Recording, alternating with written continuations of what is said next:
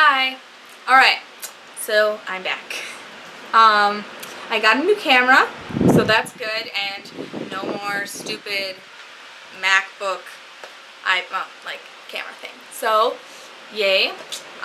So what I want to talk about today is that lately I've seen a lot of stuff online about Romeo and Juliet and people hating on it and saying things about it, and I want to just talk about that a little bit, because while I'm not a Shakespeare expert yet, I plan to be. So, and I have read the play three times, and I was involved in a production of the play, so I feel like I know the story pretty well, and I have some things to say on it. So here are my 2 cents on Romeo and Juliet. So the first thing that people say is that, oh wow, they're so young, Juliet's like 15 and Romeo's like 18, and also the age difference is like really big, and wow, that's weird. So, the thing about that is you have to remember the time period. At that time, 15, perfect, she's just right for marrying.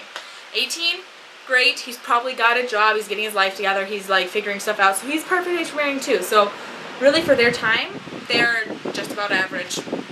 And the age difference, actually minimal for that time. You know, the other guy that she's probably going to marry, Paris, is probably like 30, 40. He's friends with her dad, so he's obviously almost as old as her dad. So, really, their age difference between 15 and 18 is much preferable for nowadays, our standards, than between 15 and 30, you know. It's better, and it's normal for that time period. The second thing people say is that they like rushed into it too fast, and you know, they met one day and then they were engaged and they were married and then they were dead. But you have to consider that while it wasn't normal for them to get married at the time, they were teenagers, and teenagers are impulsive, rebellious, you know, things like that. And so, say this is modern day, and Juliet wants to date Romeo, and her parents say, no, we hate them, and so do Romeo's parents. That only makes the relationship more appealing. And so they're going to act out, and they're going to say, well, my parents don't want me to date him, well fine, I'm going to date him, or in this case, marry him. Especially with Juliet having this other guy, Paris, who's like about to marry her. She feels like she has to do something fast, and she doesn't want to marry him, so what she does is she marries, or she gets engaged to Romeo. And they weren't going to get married that day, but they felt forced into it, so again, it has to move farther and faster.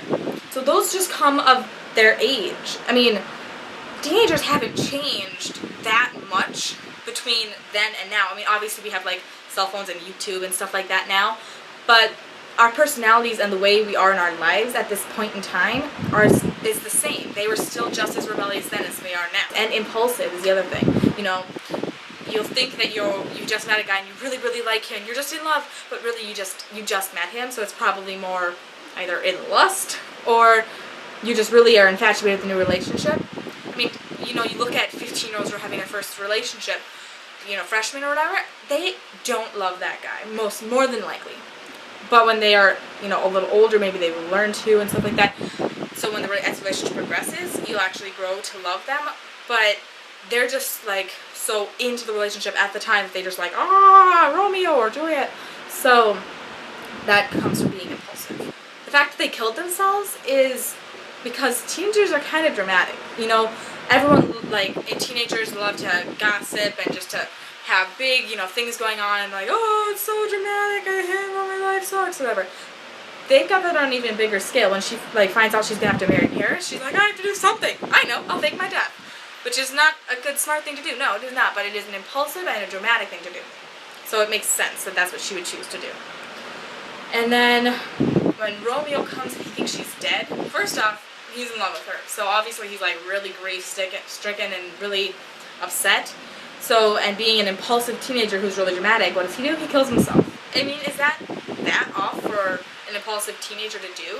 I mean, it's not probably the good thing to do. It's definitely not the good thing to do, but it's not unrealistic.